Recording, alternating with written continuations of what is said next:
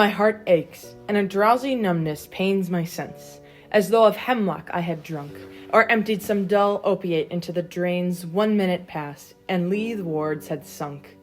'Tis not through envy of thy happy lot, but being too happy in thine happiness, that thou, light-winged dryad of the trees, in some melodious plot of beechen green, and shadows numberless, singest of summer in full-throated ease.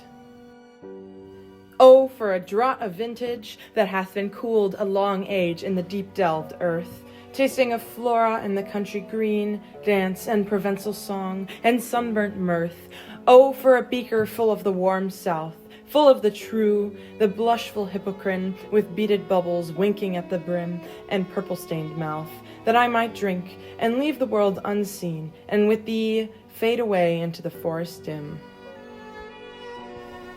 Fade far away, dissolve, and quite forget what thou among the leaves hast never known, the weariness, the fever, and the fret here, where men sit and hear each other groan, where palsy shakes a few sad, last gray hairs, where youth grows pale and spectre thin and dies, where but to think is to be full of sorrow and leaden eye despairs, where beauty cannot keep her lustrous eyes, or new love pine at them beyond tomorrow.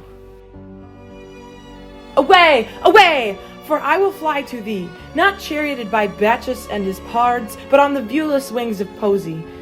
Though the dull brain perplexes and retards, already with thee, tender is the night, and haply the queen moon is on her throne, clustered around by all her starry fays. But here there is no light, save what from heaven is with the breezes blown through verdest glooms and winding mossy ways.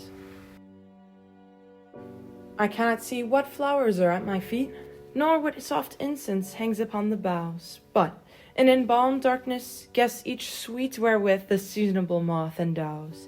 The grass, the thicket, and the fruit tree wild, white hawthorn and the pastoral eglantine, fast fading violets covered up in leaves, and mid-May's eldest child, the coming muskrose of full dewy wine, the murmurous haunt of flies on summer eves. Darkling I listen, and for many a time I have been half in love with easeful death, called him soft names in many a mused rhyme, to take into the air my quiet breath. Now, more than ever, it seems rich to die, to cease upon the midnight with no pain, while thou art pouring forth thy soul abroad in such an ecstasy. Still wouldst thou sing, and I have ears in vain should thy high requiem become a sigh. Thou wast not born for death, immortal bird. No hungry generations tread thee down. The voice I hear this passing night was heard in ancient days by emperor and clown. Perhaps the self-same song that found a path through the sad heart of Ruth, when, sick for home, she stood in tears amid the alien corn. The same that oft-times have charmed magic casements, opening on the foam of perilous seas, in fairylands forlorn. Forlorn, that very word is like a bell to toll me back from thee to my sole self.